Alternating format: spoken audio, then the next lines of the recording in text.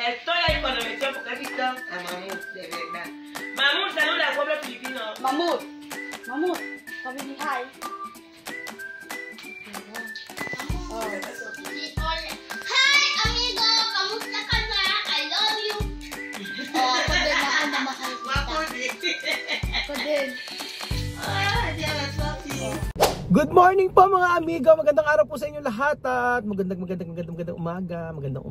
umaga po sa ating lahat. Ang daming maganda ang buhay kahit tayo ay busy. Ngayong araw po mga amigo, meron na kayo papakita sa inyong video. Ako'y nakita ko na, mauna na ako sa inyo. At ngayong araw po ay pakikita ko sa inyo ang pinakaiintay natin lahat sa Kuko, si Mamud. Ako lang yata nag-aantay doon. Naantay ko si Mamud sa video. At ngayon, for the first time, nakita na natin si Mamudu, ang batang ubod ng kulit. At makikita na natin mga amigo. Ako pala una nakakita. At may makikita nyo rin si Lola Pasensya sa video na ito. Sige, fast forward nyo para hindi na ako magkuda-kuda. Ay nako, nakita ko si Mamud, ay ako, at saka si Lola Pasensya, at Tabali Pasensya. Ay, ba't sinabi ko agad? So actually ito yung pinakihintay ko nga video sa Ikuko kasi gusto makita si Mamud, kung kilala pa ba niya ako.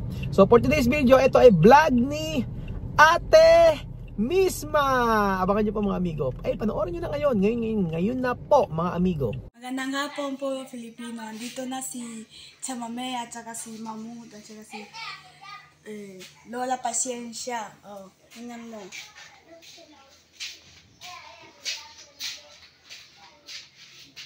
Ay, buenos días amigo, buenos días.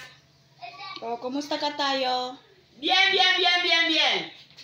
Mamud, Ito na si aquí Mamud. Mamud. Mamud, sabi ko hola. Hola, Kuya Raul. Kumusta ka? Ito na si Lola Pasensya. La paciencita.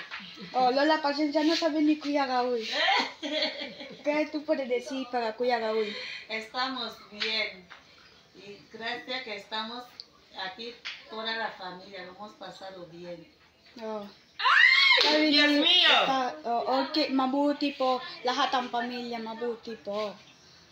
Okay, ito na si Sophie. Hi, amigo! Kamusta ka na?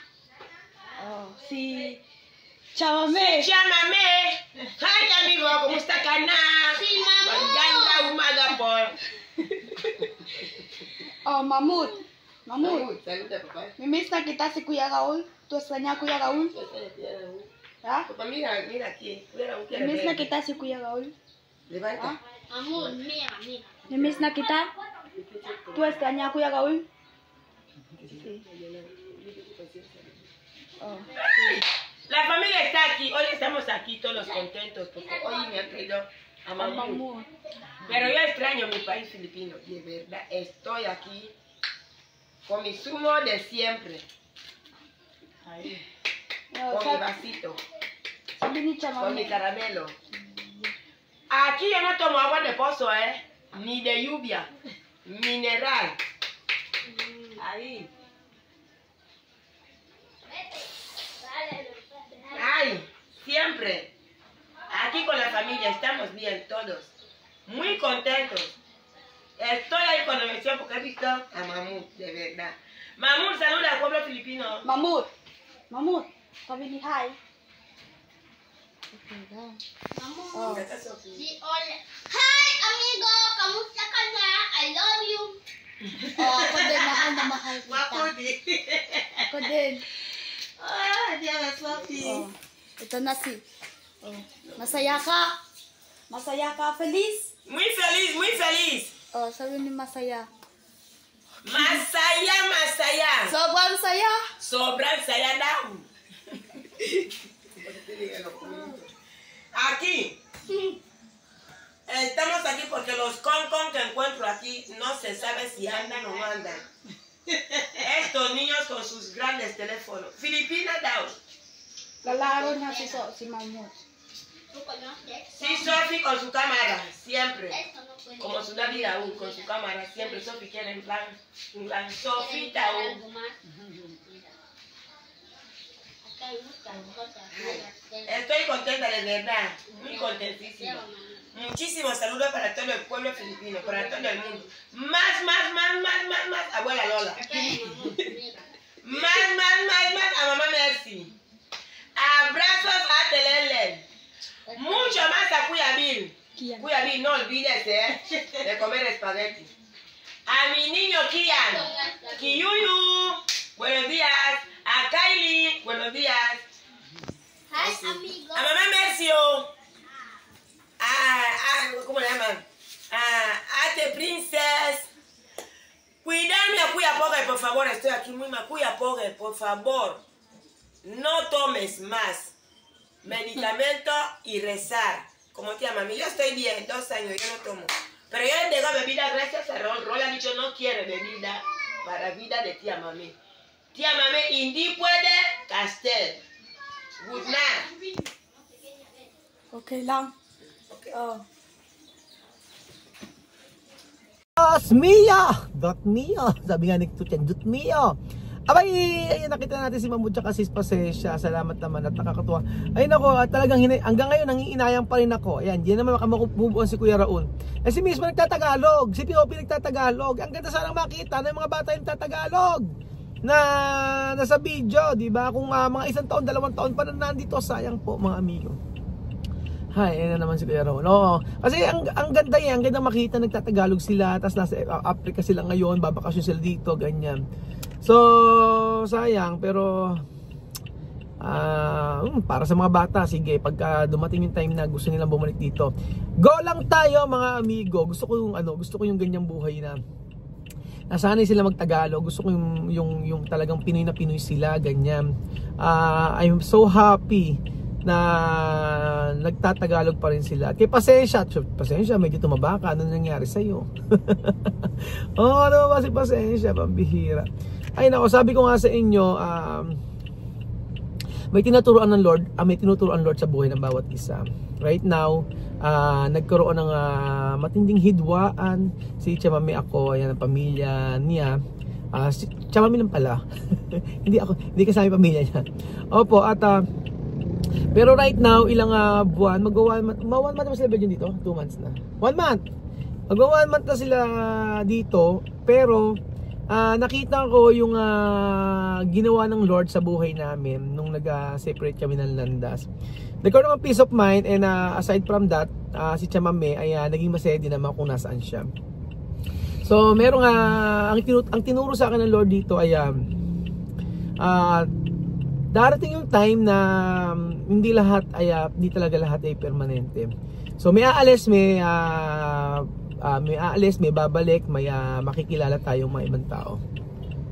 Pero ang nakikita ko dito, kagandahan is yung pagkakaroon ng toxic na relasyon sa isang tao ay unti-unting nawawala, at yung mga problema at mga hinanakit ay unti-unting nawawala.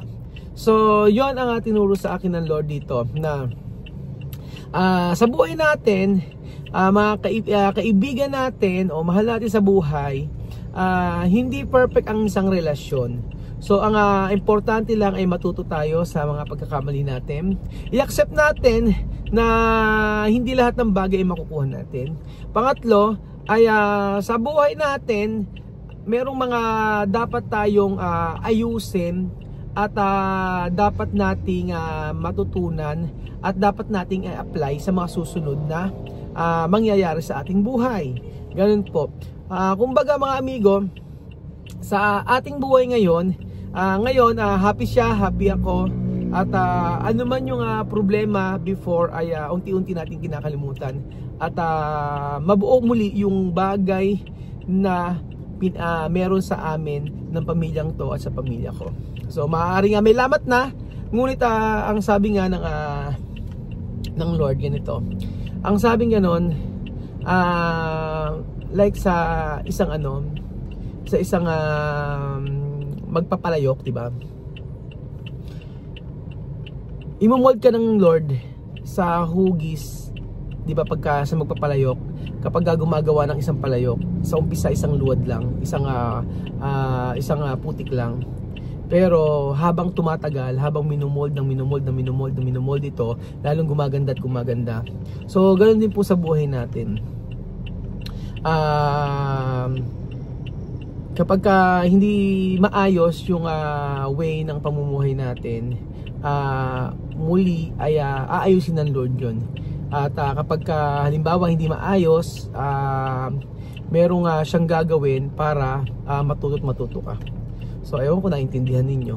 So ang ibig sabihin lang doon ay dapat ay ang gusto ng Lord ay maihulma tayo sa mas maayos na buhay o mas maayos na mas maayos na life o mas maayos na buhay, ulit-ulit. Basta gano'n, kung ano yung nakasanayan natin at may mga problema, gusto niya na maayos ito at maging masaya at maging happy sa huli.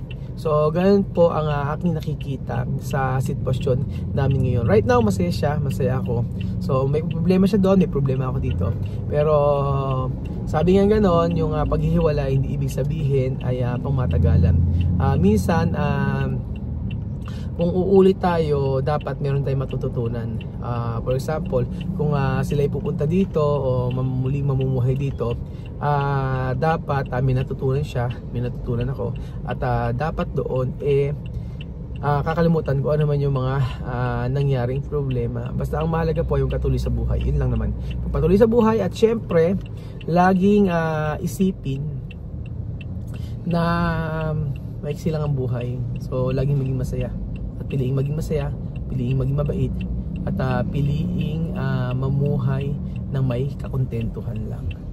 Yun po ang ating video for today mga amigo, at happy to see Mahmoud and Pasensya. At syempre si Supitita na nagtatagalog. Thank you so much po mga amigo. Maiksing video pero ang saya-saya na makita ang ganitong eksena. Salamat po at God bless.